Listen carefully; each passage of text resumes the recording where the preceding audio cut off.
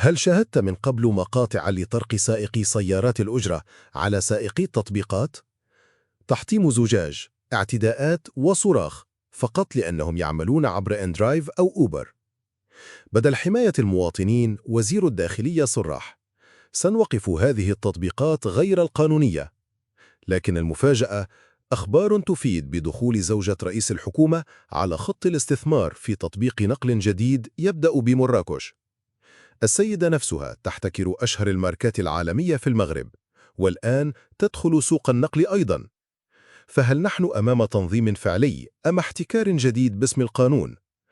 المواطن تائه بين الغلاء وغياب البديل والتطبيقات التي وجدت لحل الأزمة. يبدو أن هناك من لا يريدها إلا لنفسه. نقولها بوضوح: لسنا ضد أحد، ولكننا ضد من يريد أن يحلب المغرب إلى آخر قطرة. كفى.